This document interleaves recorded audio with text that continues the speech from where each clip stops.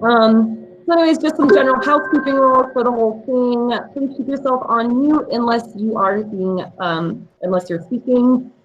If you have any questions during the presentation, we have a chat box, and you can put your questions in there, and we'll have opportunity at the end of this to ask those questions and get anything answered. And then this is also being recorded now, so it will be posted on the City of Reno Adaptive's website and Facebook page. So you can always look back and rewatch and listen to everything again. And then I think Corey and Reese said they were going to introduce everybody and let everyone do their own bios today for all of our speakers. I'm going to let you guys take it away. Hello, everyone. Can you hear me okay? Yeah, thumbs up. I can't hear anything. This is Steve. Oh, you can't hear Steve? It looks like it just froze. And how are you answering? Can anyone else hear us? Oh, I got it right next to my ear. I mean, there we go. All right. Hi, everyone. So I just want to say thank you for having us today. We're the Paralyzed Veterans of America. We actually have a bunch of different representatives from the national organization as well as the chapters. I'm just going to go through the agenda real quick, and then we'll have the speakers introduce themselves. So we're going to talk about introductions and bios, and then we're actually going to go into the PVA side. So we have the Bay Area and Western chapter here, as well as the Nevada chapter. We also are going to talk about ADA, accessibility, and air travel, because we know that not everyone on the call is a veteran, so we want to make sure that we reach all audiences.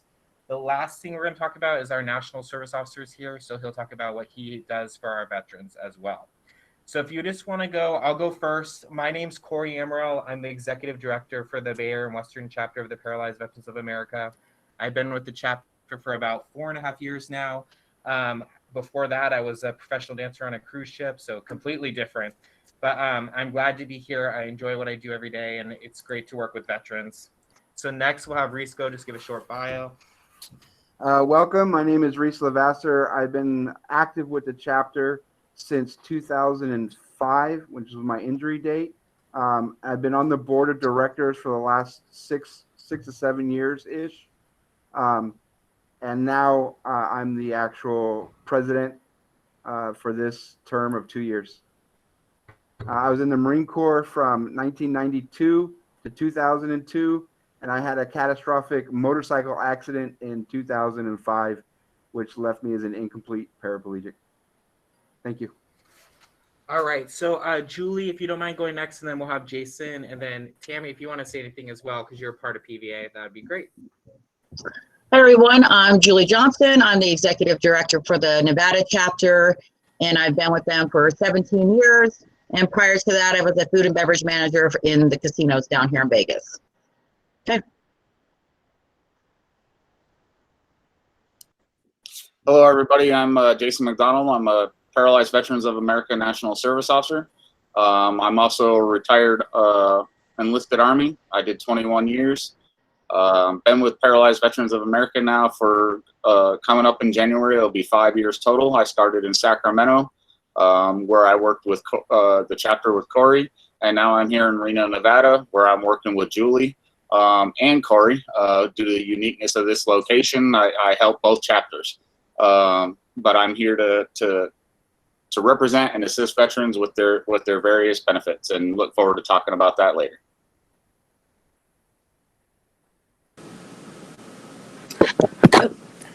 Hi, I'm Tammy Jones, National Vice President, and with PVA. Been injured a little over 30 years. Corey and Julie's chapter are my chapters that I work with. So I'm excited to see what Reno has to offer, and just sit back and watch. Take it away, guys. All right. Thank you, everyone, for those speeches. So we're just going to talk about the Bay Area and Western chapter first, and then Julie will go next. So we are a nonprofit veteran service organization in the Bay Area, but we actually cover all of Northern California, Nevada, and Hawaii. So we are lucky. We do get to go to Hawaii sometimes. We're very lucky. Basically, all of our members have a spinal cord injury or disease. They're seen here at VA Palo Alto for their annuals. But like Jason said, we have a unique situation. Some of the people that go to Reno actually go to VA Palo Alto, and some go to Long Beach. So that's where Julie and I are involved. The chapter Vegas. and Vegas, yeah, the Vegas spoke site. But the chapter basically is here to serve our members. We have about 500 members throughout the areas that we cover. We have 8 mandated programs, but I want to focus on basically 2 major programs that the chapter focuses on. We have our sports and recreation program. That's one of our biggest programs because we believe that we want to get these veterans Can out I of- respond to this? Oh, sorry. Oh, hi, Dan. Hi. Good to see you. Great to see you too. Yeah, so we have a sports and recreation program. So basically the chapter has, it sponsors 2 major events, the Winter Sports Clinic, which is in Snowmass, Colorado. And actually DAV puts that on, but we do support our veterans to go to that. We also have the National Veteran Wheelchair Games, which is a partnership between the PVA and the VA. And that's a huge event where we send over 30 veterans to go to the games to participate in, I think, over 20 sports. So it's a great event. Also, we are fortunate enough to be in the VA hospital. So there's 33 chapters across the United States. Not all chapters are in hospitals. Julie can explain that. We are actually in the VA hospital in Palo Alto. And as you can see, we're allowed in today, which is good because we're still on lockdown. But we appreciate it because we can work directly with our veterans on the unit. Not right now, we can't, but we normally can. And we do many events here. We do luncheons, we do patient education. We just do events that really make our patients stay better because a lot of times they're here for a long period of time. Other programs we have, Reese is going to talk about ADA and accessibility.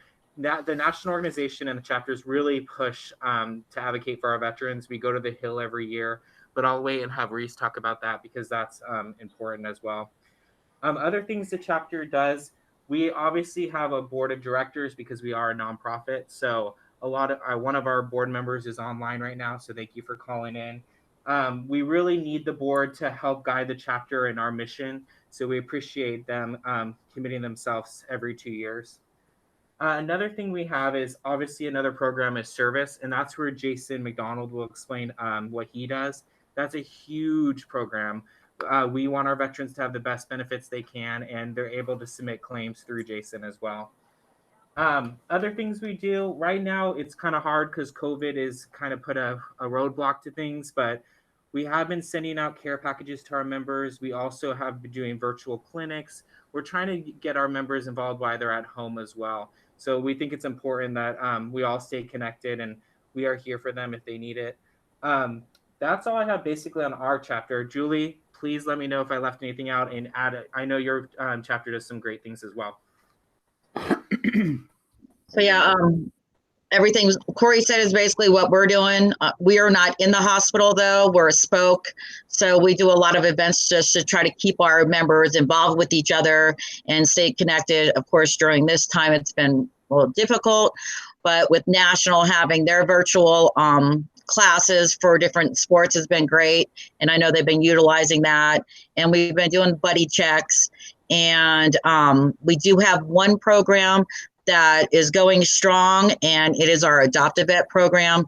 So if you are a Nevada PVA member, please reach out to us and we can get you signed up on it. And it is bringing basic necessities to veterans that are in need. So at this point in time, we are delivering to the homes of 130 veterans food and hygiene products for the month, and we do that every single month. We can't obviously deliver up in Reno, so our members up there, we are sending them gift cards from Kroger so they can at least get the food and whatever else their needs are. So that's about all I have right now. And because Corey said most of basically all the different things that we do as well. So thank you. That's great, Julie. Is there a way that I could sign up right now? I don't know if I've ever signed up. I'm in North Las Vegas over by the hospital. Oh, absolutely. I will get your information. Just actually, what is your phone number, Dan? And then I'll call you after the meeting. Okay, it's area code 209. Okay. 777. Okay. 4902. All right, I'll give you a call after the meeting. Oh, great. Thank right. You're I'm welcome. sorry I haven't got over there and met you yet, but the COVID-19 started, and I've been staying home since February. So, Yeah, so have we. So, okay, great. All right, that's all I got. All right, okay. I just wanted to add one more thing, just because I see that our VA staff is on as well. So the chapter does help support education for our staff as well. Yeah. We really push constant training, because I mean, a spinal cord injury, it's very complicated, so we want our staff to be on top of everything. So we do send our staff to the PVA summit that they have every year. This year, I believe it was canceled, or they did it virtually. I'm not sure if that went through, but definitely in the future, if any staff members, if they want to go to something like this, let us know as well. We do the scholarships for spinal cord too, for the nurses and staff. Yeah. Yep. Perfect. And we've been providing lunches for the SCI clinics and the staff down here every month since COVID. Awesome. Yeah, we're in this together, so we want to make sure we support staff as well. All right. So next, I don't know if Tammy wanted to add anything on to that. I know that the national organization supports the chapters. They give us a grant every year. We really rely on them. This is a great partnership, and we appreciate all they do for us as well. Tammy, do you have anything to add? No, Corey, you guys hit the nail on the head. Keep up the good work. We're here when you need us. Thank you. All right, so next we're going to have Mr. Levasseur talk about ADA accessibility and air travel. So I'll hand it over to him. Welcome, thank you. I wanted to start off by talking a little bit about our organization. Our organization was started back in 1946, was when we were mandated by Congress. It was a bunch of old World War II veterans that were coming back with spinal cord injuries and having difficulty achieving accessibility in society. So they got together and tried to go against Congress to let them know that they had to do something a little bit better for not just our veterans, but people with disabilities that needed access. Excuse me. So the first thing that they started. Reese, sorry, we were chartered by the Congress of the United States, not mandated. Okay, chartered. My bad for terminology. It's a big difference. Okay, no worries. Chartered. All right. Thank you, Sebastian. So the first thing that we helped create was 1973, the Rehabilitation Act. The Rehabilitation Act was something that helped discrimination for job employment, and that is the federal level. The next one was actually the Air Carrier Act. That was founded in 1986, and that was to help people with disabilities and their access to airplanes and travel. At the same time, they were also fighting for the ADA, but that didn't come on board until 1990. So we're just about to hit our 30, because I think July was our 30-year mark for the ADA laws being on the books. So then after the ADAs and the Air Carrier Act, they've all been updated throughout the years. But PVA was one of the leading organizations that helped Congress come up with those ideas and laws and how to do the accessibility and architectural programs and widths and all that kind of stuff. So it wasn't just for veterans, it was also paving it for everybody with a disability. One of the things that we're really fighting on this year through Congress is the top of our list is the Air Carrier Act. So we're really trying to push the HR 1549 and the Senate Bill 669, which is supposed to improve the access to air travel, strengthen and in the enforcements for the ACC. It's also to ensure the new airlines and will come up with designs to make the bathrooms more accessible with people with wheelchairs. That way they can use the aisle chair on the airplane to actually get us into the bathroom so that we can do our care. And it's also trying to require the removal of barriers on existing airplanes to make them accessible. And then the other thing that we're fighting for is to improve the overall safety of air travel. A lot of our veterans and people with disabilities, they get on the aisle chair and then they have to go from a transfer from the aisle chair into their actual seating. And the training that the individuals get is not always up to par. So there's always sometimes bruising or injuries that come along with those type of transfers. So we're always trying to fight for better education and improvements.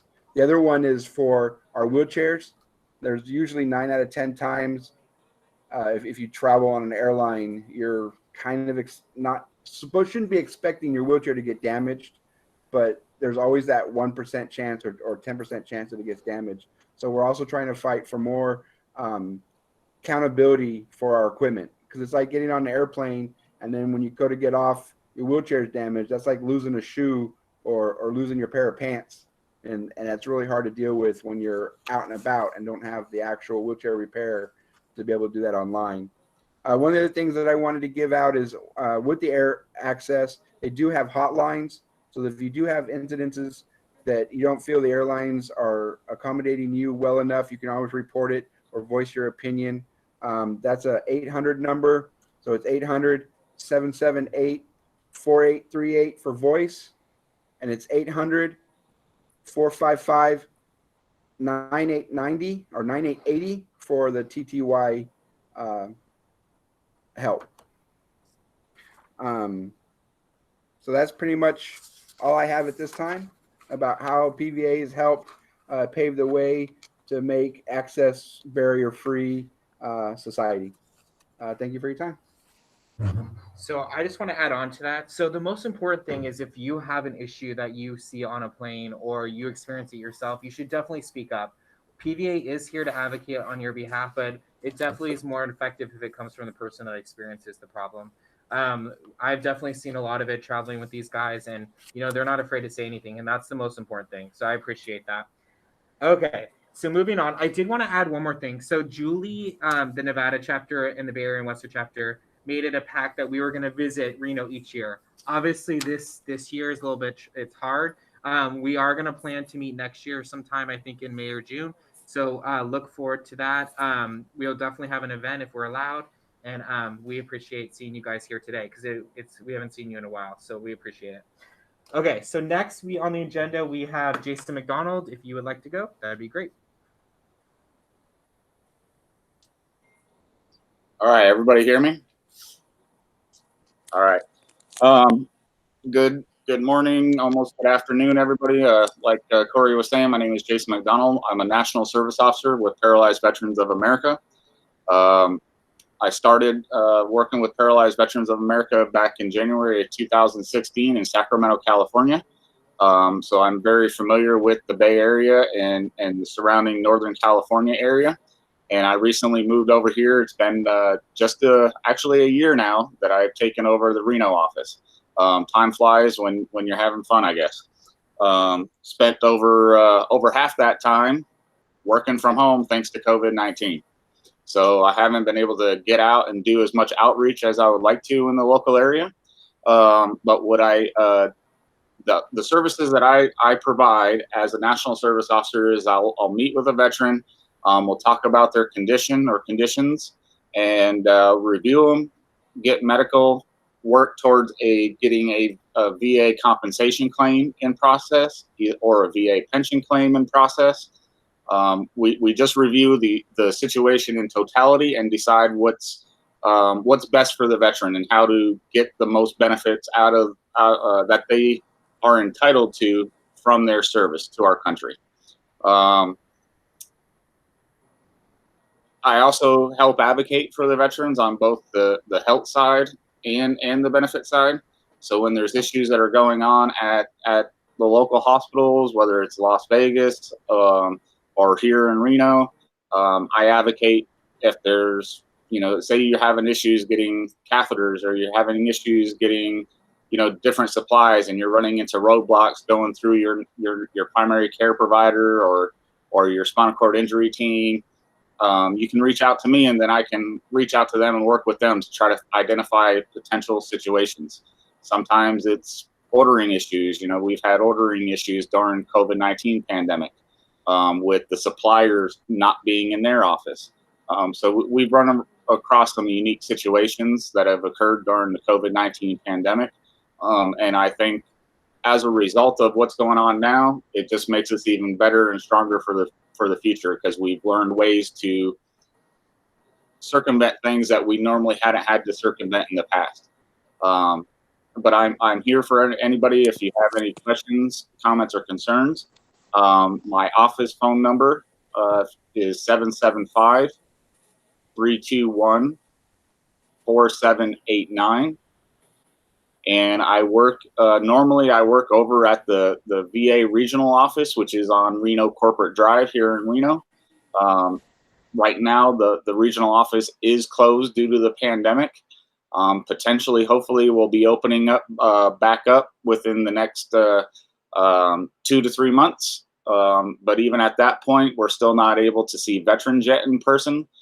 So hopefully soon we'll try to be able to get back to some normal sense of normalcy. But again, if you have any questions, don't hesitate to reach out. And back to you. All right. So before we open up to questions, Jason, I just have a quick question for you. Since not everyone on this line is a veteran, since this is open to everyone, do you recommend where can people get help? Can they go to county offices? What can they do if they have a disability and they're not a veteran?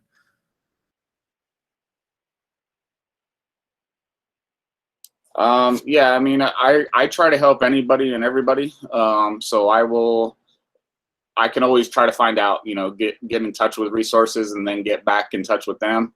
Like I said, with the whole COVID-19 pandemic, I haven't been able to do as much networking as I would have if I was in California, because I had been there for so long. So as of right now, you could, even whether you're a veteran or not a veteran, still you can reach out to me and I'll see how I can assist you and then point you in a direction of where to go for your particular situation. Perfect. So Jason, do you mind giving your number one more time just in case people need to write it down? Yep, it's 775-321-4789. And again, just as a reminder, like I said, that number, I'm not at that number because that is my office number, but I do have access to answer it or check the voicemails remotely. And I usually get back within 24 to 48 hours. Perfect. Thank you, Jason. All right. So I just wanted to, there are some board members online. Did you want to add anything in, Sebastian or Steve? I know that you may have missed a little bit, that we missed as the chapter. No, as far as I'm concerned, it's just that the National also does a lot of fair housing, things for fair housing for people with disabilities, and we're having a hard time with that now because of the changes in the political environment. And we need to keep cognizant of the fact that we need to keep everything that we started, we need to keep it solid and safe for all our members and all people with disabilities to make sure they have equal access. Very good point. Thank you. All right. So at this point, we're going to open it up to anyone that has questions for Jason, our service officer, for Julie from Nevada, or for me and Reese from Bay Area and Western. So if you have any questions, go ahead. Don't hesitate to ask. We are here for you. A video.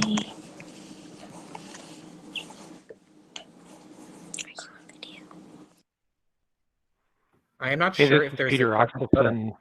Oh, go ahead. Go ahead. Hey, this is Peter Axelson, and I'm a wheelchair user veteran down in Gardnerville, and I'm on the PVA's research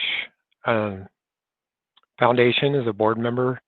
So if anybody's interested in what's going on in the research part of PVA, or if they're aware of research that's going on in the area, or researchers that want to submit proposals to PVA's Research Foundation, I'd be happy to talk to you. I run a wheelchair test lab down here in Minden, Nevada. So if anybody's down here in the Carson Valley, you're welcome to come by and get a tour of our wheelchair test lab so you can see how wheelchairs are tested for veterans and for Medicare recipients.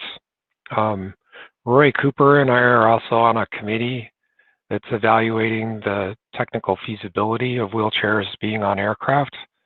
And that committee work is still going forward despite COVID. We're meeting regularly, and that's good to see Tammy there on the call. Thank you for giving testimony during one of our standards committee meetings. So it looks like you're in your van somewhere. Maybe you're in Nevada. But Tammy testified to our standards committee. Basically, our standards committee is trying to design manual and powered wheelchairs to survive air travel better until it's possible that maybe wheelchairs can actually go on aircraft. The main thing to keep in mind there is that I know not many people are traveling by air travel right now, but if you do start traveling again, there's everything that's possibly removable from your chair, you should take into the aircraft, like the seat cushion, or if it's got a joystick or back support that removes, or arm supports or leg supports that remove. The air carriers have to accommodate all those pieces and parts that remove from your wheelchair in the cabin.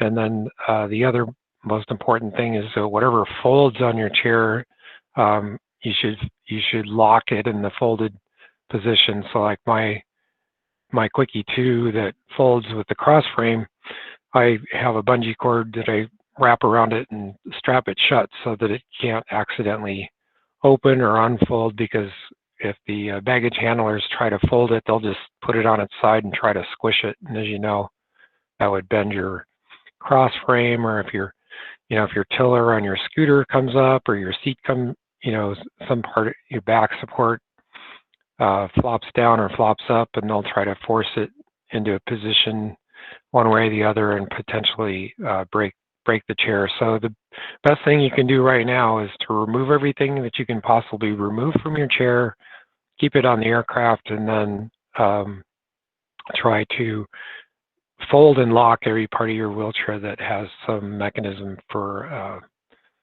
folding. And so anyway, our company is called Beneficial Designs, which is down in Minden, Nevada. We're located right at the Minden Airport. We're in a big giant hangar there because we've got a test ramp that's about 30 feet long that we have to crank up and try to drive powered wheelchairs and scooters full speed and try to flip them over and make them crash and all that sort of thing. We don't use real people as test dummies. We use test dummies. And so we'd be more than happy to show you guys around our facility to see the work that we're doing. And we also measure sidewalks and trails for accessibility. I'm a PVA member for over 40 years now. I go to the Gardnerville, Carson Valley Clinic, and I go to the Reno hospital for some appointments, and I go down to Palo Alto for my spinal cord injury visits. So I'm a resource here. It's emails are Peter@Beneficial Designs with an S on it, or just Google Beneficial Designs if you want any further information on what you do. And I'm always looking for recreational things to do. I've got a ancient hand cycle, so if anybody's doing an event or a ride, I'd love to come along and participate. I have a 16-year-old daughter, and she likes to go hang out with me doing stuff as well. So look forward to meeting some of you guys in person. So again, Peter@beneficialdesigns.com. I would just like to add, I've known Peter for a long time. He was in Santa Cruz for a while. I did a couple of things with him. He's a good man and a great man for PVA. He's been around a long time and does a lot of great things for people with disabilities, not only veterans, but everybody who has a disability. So thanks again, Peter. And the original designer of the ski sled, I would call it, right? The axle sled. Sit ski, right. And the mono skis. Yeah, thanks, Sebastian, for all your support on our research projects, testing all the various contraptions we were designing. Peter, I just want to say thank you for adding the research part in. I definitely left that out, and that is a key thing for PVA, and I'm glad you're a part of that as well. Peter also was involved in doing memos for the COVID-19 and how to clean your chair and all that, and it really, I mean, people weren't thinking of that, and it really is important. So Peter, thank you for your input. We really appreciate it. Yeah, in a nutshell, just get a couple wet washcloths and push your wheelchair around, wiping off the wheels and the rims and stuff, and do that when you wash your hands. Otherwise, you're just reinfecting your hands when you push your chairs around. And I carry those little wet wipes, and I used to always carry those. I haven't been able to buy them anywhere for the last 6 months, and I had a couple cases of them, and I'm almost out of them now. So I'm hoping that we'll be able to buy those little wet wipe things that moms carry for the diapers and stuff. But if you could repeat that air travel number, that's really important, because Heather Ansley, we're going to give a presentation at the RESNA conference next week on the work that we're doing on air travel.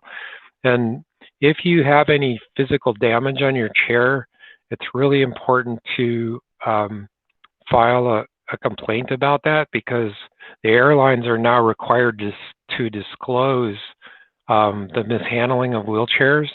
And so all that data is becoming available so that you can see which airlines are doing the worst and the best jobs on disclosing that. A lot of it has to do with how well it's reported, whether the airlines, they don't always report that. And so if your wheelchair has been mishandled in any way, which includes damage as well, it's really, really important to file a complaint or report about that, even though a lot of us can get our chairs repaired by the VA. But if you could give us that phone number for the air travel complaint again, I forget who, maybe it was Corey or Reese that gave us that number. Yeah, that was me. I'm also going to put it in the chat as well. So if you want to go to the text chat, you'll see it in there. So that phone number again was 1-800-778-4838 for voice. And it was 1-800-455-9880 for TTY, for those that need the other assistance with the computer stuff. Oh, 778-4838. That is correct. And is that the DOT complaint number, or what number is that for? That's the Air Carrier Access Hotline. Okay.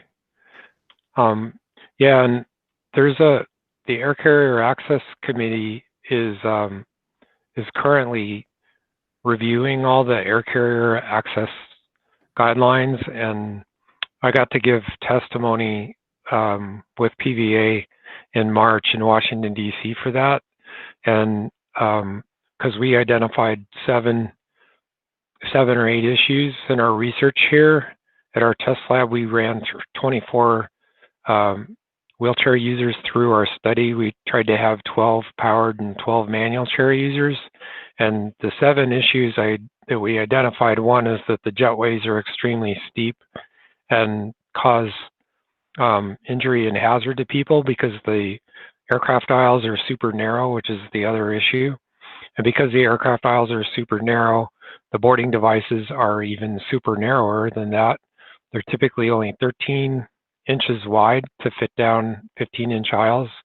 And those 13-inch boarding chairs fall over sideways in the jetway when you're trying to get into them because the jetways are steep. And there's no way around that. So always insist that you're pointed uphill when you're transferring into a boarding device, because they won't tip over as easily if you're pointed uphill instead of across the hill in the jetway. And we found that 12% of everybody that's been in a boarding chair has fallen over in the boarding chair, that they've actually, whole boarding chair and everything falls over on the ground. And another 7% of wheelchair users or non-ambulatory users have actually fallen out of the boarding chair. So if you add 12 and 7% together, you got a 1 out of 5 chance of having fallen either from the boarding chair or falling over in the boarding chair in air travel. And so that's another issue. Then there's the how hard the surface is on the boarding chair. I always carry an extra wheelchair cushion with me when I travel, so I can put the cushion on the boarding device if I have to get on it. And then plus my RoHo cushion you can't really sit on your RoHo cushion in flight because it inflates and deflates, and it damages the cushion, and it also causes really bad sitting pressures. When you go up in altitude, it gets really hard, and you can sit about an inch taller, and and then you let the air out, and then when the altitude goes back down, now you're not sitting on any cushion because it's not inflated at all. And so you really have to carry along an extra spare foam cushion when you travel if you use a ROHO. So the sitting pressures in the aircraft seat are another dangerous issue. And you also need to be careful when you're sitting on that extra cushion because your legs tend to hang straight down, and that cuts off the blood flow in your legs. So I usually put my backpack on the floor and then put my feet on the backpack, so that kind of keeps my knees out in front of me as far as possible so that I don't cut off the blood flow. And then I usually carry one of those little REI inflatable pillows as a lower back support to put behind my back, and that, you know, you can use a jacket or anything that you've got to try to create a lower back support. And then because you're sitting higher on your cushion, now the neck support on the wheelchair is usually like pushing on your shoulders. And so it's a good idea to have one of those neck pillow things that you can put around your neck to help support your head and your neck properly. So there's like a whole bunch of stuff that I pull out of my backpack and inflate and blow up and stuff to create the foot support, the lower back support, the neck support, and the cushion that I'm carrying along with me. And then I open my ROHO valve and I put that in the overhead container so it doesn't overinflate and damage itself.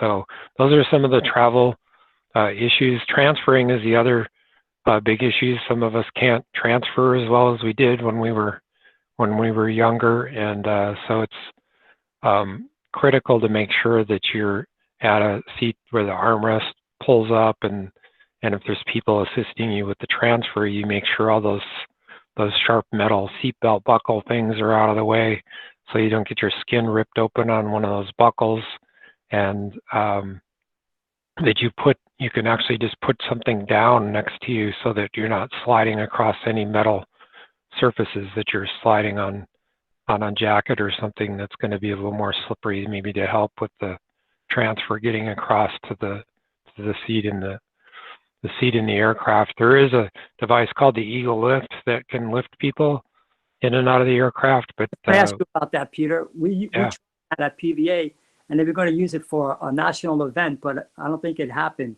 I think it was in Florida that we had tried it out in Washington, D.C. It works really well.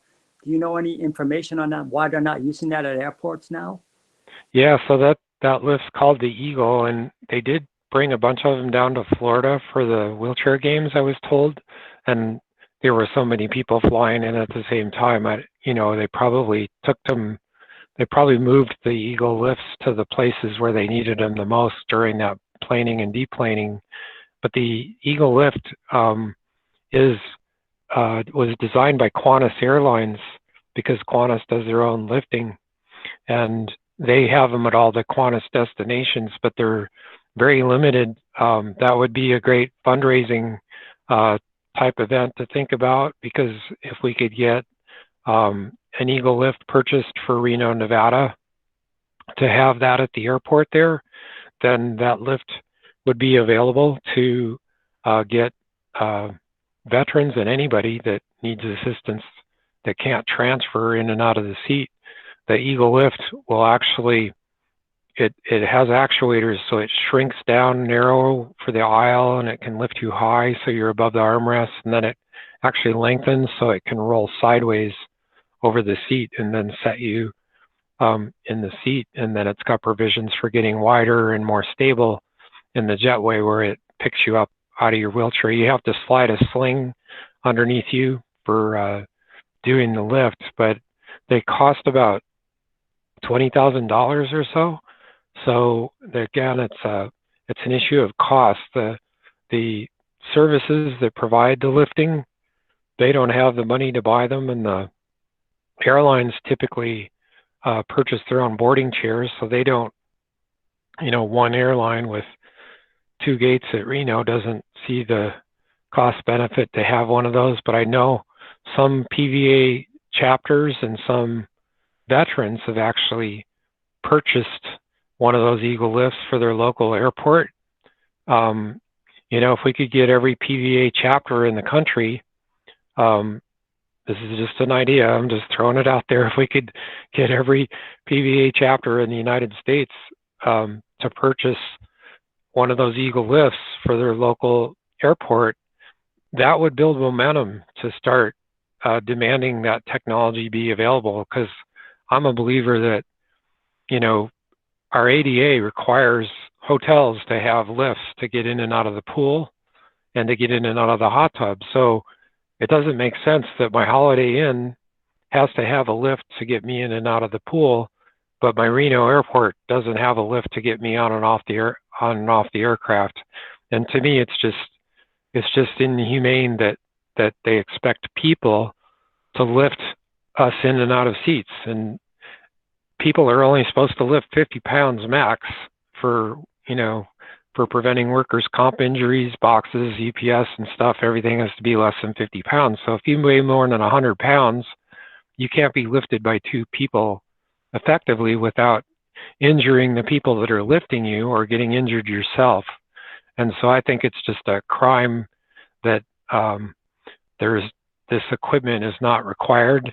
And of course, the ADA doesn't cover air travel. It's only the Air Carrier Access Act. And so the Air Carrier Access Act, I testified very strongly that it should be mandatory that lifts are used to lift people on and off aircraft. It should not be people trying to heave ho 1, 2, 3, shove and push and drag you across the seat into your seat. And I think if the PVA chapters started purchasing them for every local airport, the momentum would build, and then it would start be demanded by everybody that every airport, regardless of its size, starts to have one of those, at least one of those lifts there. A big airport like Denver, it's got three terminals. They should have one in all three terminals so that they can quickly get it. And then once that happens, you got to start with one at the airport and then one at each terminal. And then like DIA is so big, you need one at each end of the terminal, really. And I think a momentum would build, and it's just a more humane way. I don't know if everybody's familiar with it. Is there a way to share a screen on this Yes. protocol here? Yes, there is a way to share your screen. In the bottom right-ish corner of your screen, there should be a Present Now button, and that will be able to see your whole screen. Okay, let's see.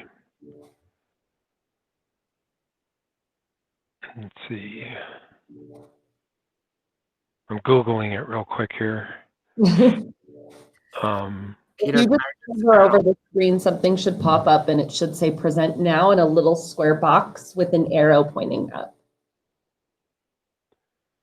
Yeah, okay, let me see if I can find a picture of an Eagle lift here. We have one of the Eagle lifts at our office, by the way, so if anybody wants to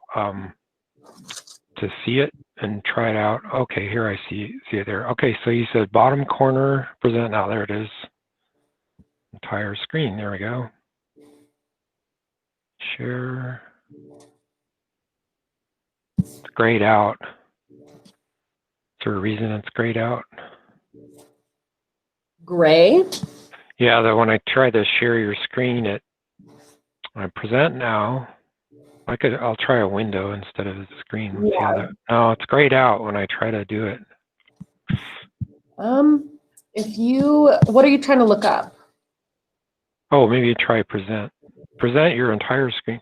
So I'm just trying to look up, if you Google Eagle wheelchair lift. Eagle wheelchair lift? Yeah, you'll get some little videos. You'll see some videos of it. All right, let's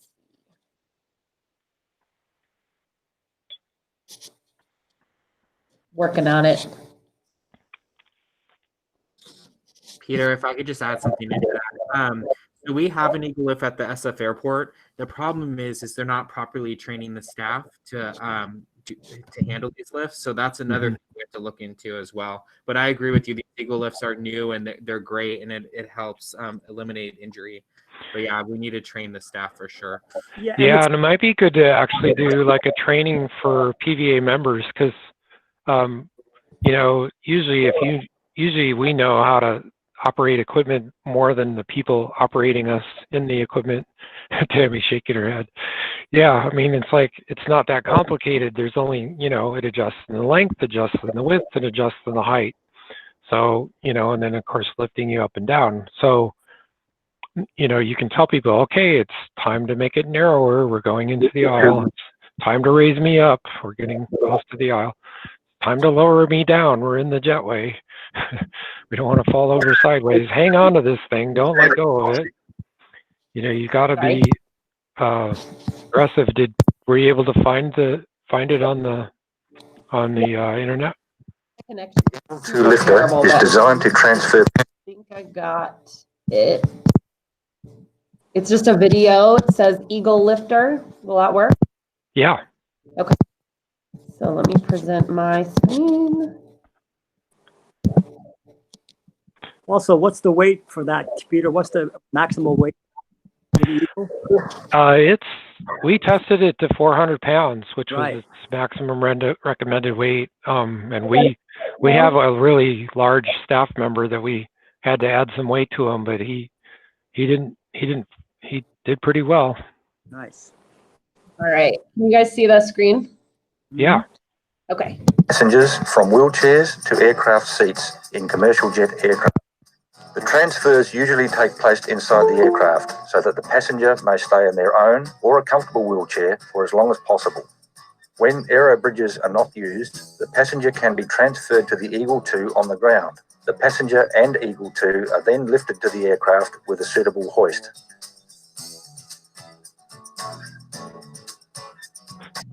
So that's the sling being pushed down behind the person in the chair. You push it down in the back, and then you pull the leg straps underneath and across the legs.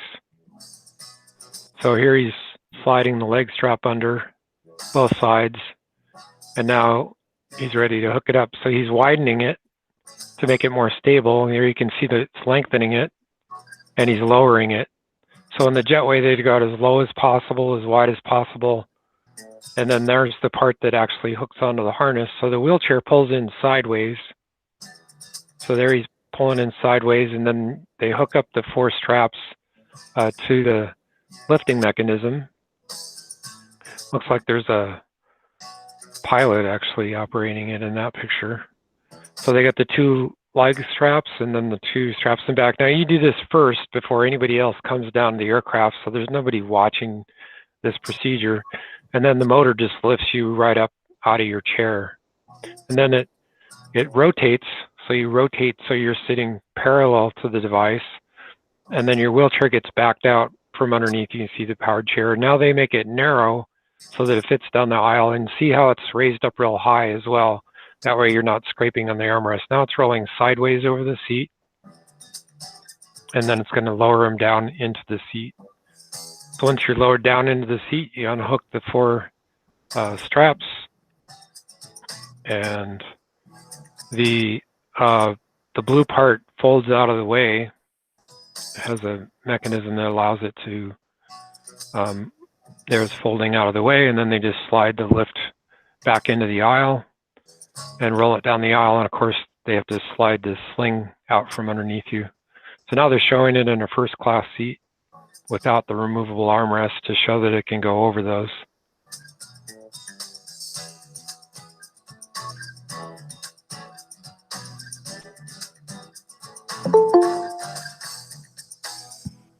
So with this device, the United States is the only country that's not using it. If you travel abroad, most other countries and airline companies are already using this device.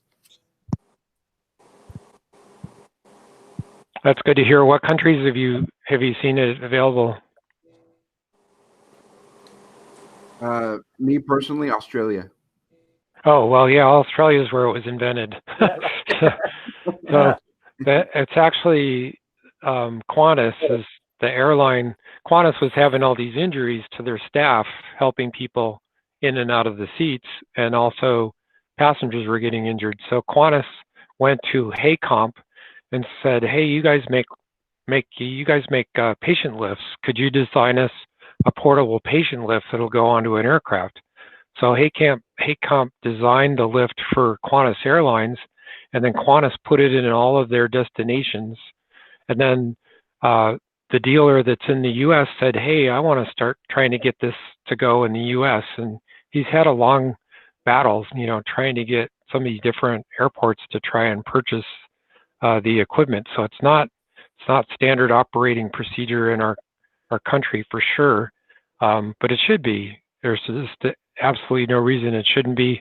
It can be operated by one person. It's better if there's kind of two people there for maneuvering it and operating, but you need one person that knows how it works. But I just explained to all you guys how it works, so you could, just from what I said, you can probably tell people what they need to do. Hey, you need to make it narrower. It's not going to fit down the aisle. It's not rocket science, and it's I just think it's just ridiculous that it's not part of the Air Carrier Access Act requirements. But hopefully, maybe they listened when I provided the testimony in March. I just strongly stated that I feel that it's a human right that we shouldn't be manhandled in and out of an aircraft seat, that we should be lifted using a lift technology. The technology is available, just like it's required at a pool or a doctor's office, or the VA's, got the overhead lifts in the dental clinic and the different clinics where you got to get into an exam chair or an exam table. It's being used, and lifts are being used in the hospitals, and it makes no sense that it's not available for getting people on and off aircraft. Totally agree. Thanks for showing that. Yeah.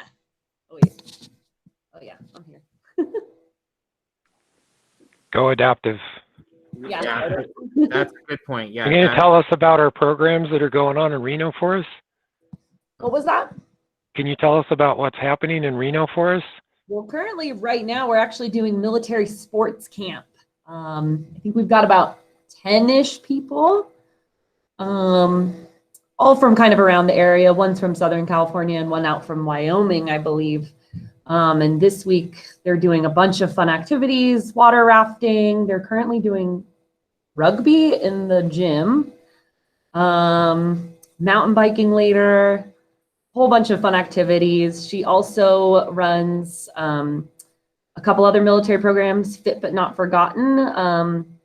I'm actually doing that. It's mostly just fitness, getting veterans back on track in the health industry and kind of getting them back working out. And it's a free program. And if they attend 4 sessions, then they get a free gym membership and pass to all of our facilities through City of Reno. That includes all of our pools, all of our gyms, all of our classes, and that's all free for them. That's in combination with the VA as well as City of Reno. Wow, that's good. Yeah, it's a pretty cool program. So if you know anyone that wants to come join, send them our way.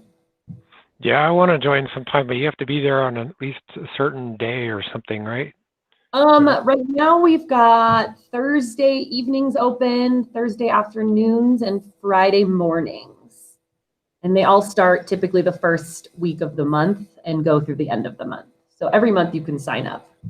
Are most of your participants ambulatory or wheelchair users or both? Most of them are ambulatory. Yes, it is. So what do you have for adaptive stuff for wheelchair users? What was that? What do you have for adaptive stuff for wheelchair users?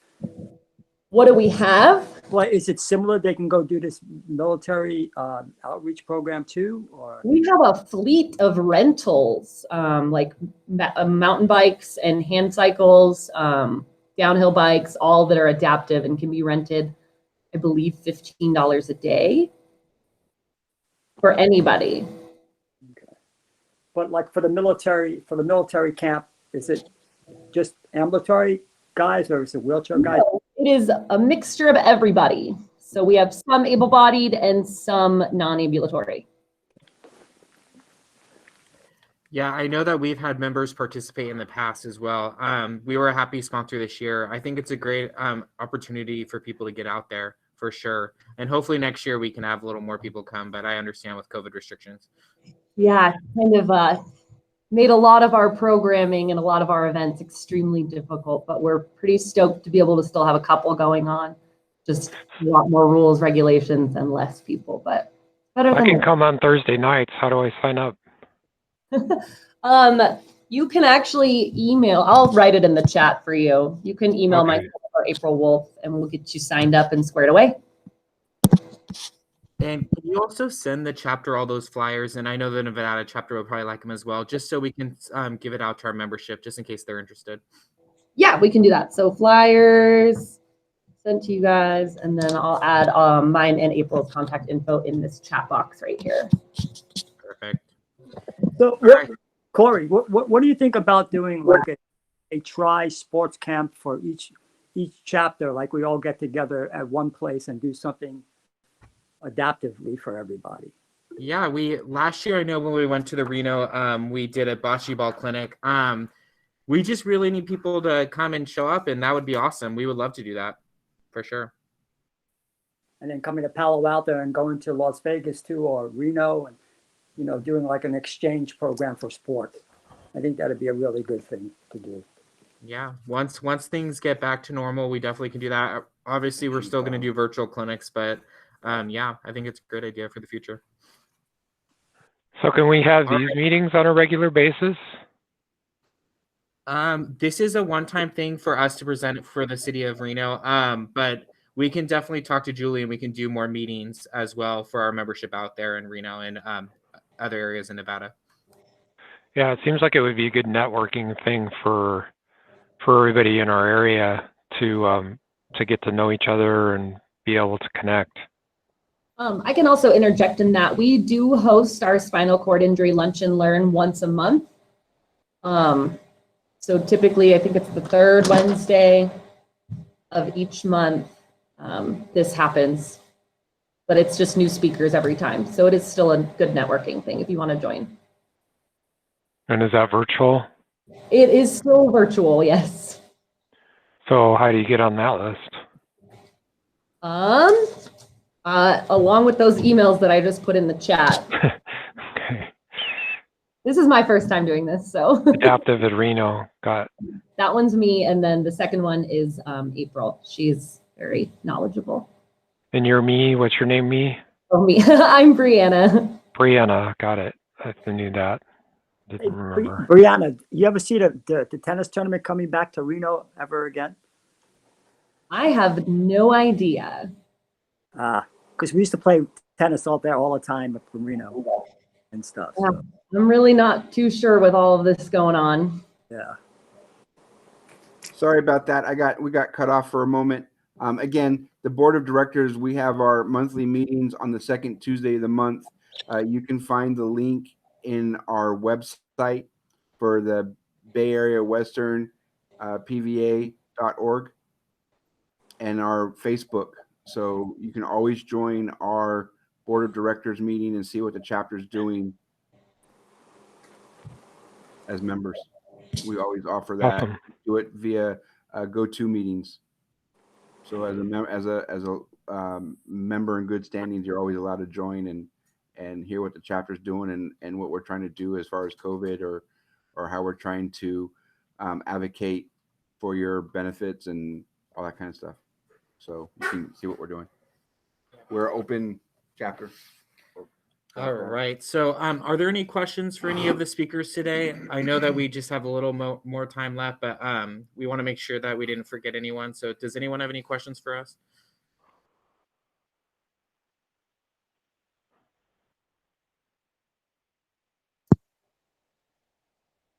Well, I just want to say it's good to see all your faces. I know we haven't seen you guys in a while, and I do recognize a lot of you. We appreciate you calling in. Hopefully we can do more events like this in the future. I appreciate the Reno membership. I know that sometimes it's hard for us to reach you, so we really appreciate you guys calling in today. All right, Brianna, anything else? No, thanks for joining, guys. All right. Thanks. Everybody stay safe. Thank you. Bye. Peace out. Cheers. Good job, everybody. Talk to you soon. Bye.